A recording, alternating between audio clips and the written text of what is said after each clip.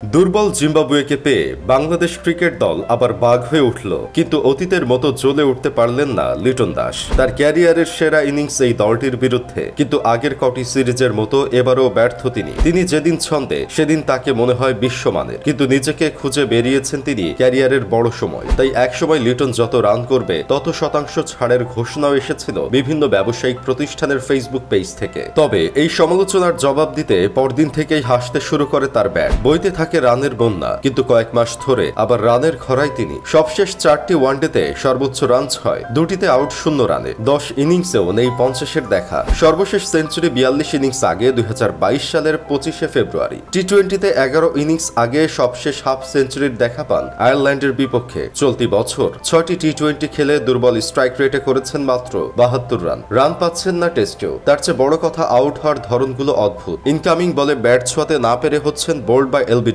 এর মধ্যে শ্রীলঙ্কার বিপক্ষে টেস্টে প্রথম বলে পাগলের মতো মেরে আউট হয়ে বাদ পড়েছেন দল থেকে। দুর্বল জিম্বাবুয়ের বিপক্ষে টি-20তে ফিরলেও প্রথম ম্যাচেই ভেসে ওঠে ডিফেন্সের দুর্বলতা। তৃতীয় ম্যাচে ফুটে ওঠে আত্মবিশ্বাসের অভাব। মাঝ ব্যাটে খেলতে পারছেন না। এর মধ্যে একাধিকবার খেলার চেষ্টা করলেন স্কুপ, ফলাফল বোল্ড। ওপেনিংয়ে একটি ভালো শুরুর দায়িত্ব যার উপর, তিনি ব্যর্থ, তাই ধুঁকছে দল। লিটন একবার বলেছিলেন ক্রিকেটটা নাকি হতাশার খেলা। তবে কি সেই হতাশায় পেয়ে বসলো এলকেডিকে? আন্তর্জাতিক ম্যাচ কেবল না, চলমান ঢাকা প্রিমিয়ার লিগেও খুব ভালো করেননি। 3 ম্যাচ খেলে একটি 50 পেয়েছেন, বাকি 2 ম্যাচ মিলে করেছেন 38 রান। ফর্মহীনতার পরেও একের পর এক ম্যাচ সিরিজে সুযোগ পেয়ে যাচ্ছেন তিনি, যার জন্য সমালোচনার ঝড় উঠছে সামাজিক মাধ্যমে। তাকে নিয়ে হচ্ছে নানা ট্রলও। তার সামর্থ্য স্টাইল নিয়ে সন্দেহ নেই কারো, তবে চিরচেনা লিটন থমকে গেছেন মেন্টাল গেমে। সেজন্যই কোচ, প্রধান নির্বাচন থেকে শুরু করে বিসিবির সভাপতি সবাই দাঁড়িয়েছেন পাশে। নাজমুল হাসান পাপন এখনো আস্থা রাখছেন লিটনের ওপর। ক্রিকেট অপারেশনস চেয়ারম্যান জালাল ইউনুসের সঙ্গে কথা বলেছেন তিনি। কাজ করছেন বাংলাদেশ দলের ব্যাটিং কোচও। তাকে বলা হয়েছে বিশেষ নজর দিতে। 2021 সালেও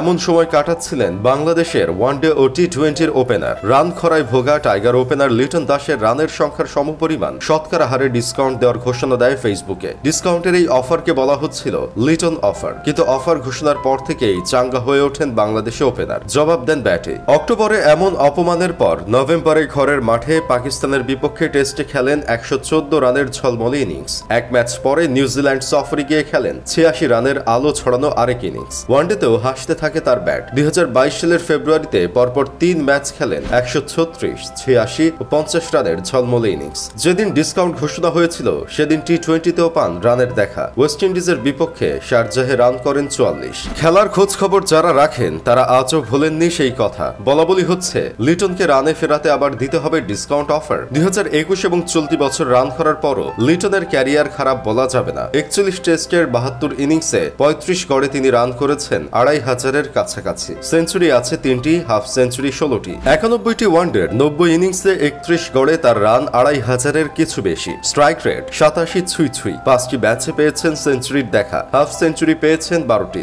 বাংলাদেশের হয়ে ওয়ানডেতে সর্বোচ্চ ইনিংস 176 আসে তার ব্যাট থেকেই। এতগুলো বাজে ইনিংসের পরও টি-20তে 80 ম্যাচের 79 ইনিংসে লিটনের রান 1800-র কাছাকাছি, গড় 23-এর বেশি। স্ট্রাইক রেট 129-এর কাছাকাছি। 10টি ম্যাচে পেয়েছেন 50-এর দেখা, সর্বোচ্চ স্কোর 83। বারবার তাকে সুযোগ দেওয়ার কারণ এটাই, কখন হাসবে ব্যাট সেই অপেক্ষায় গোটা দেশ।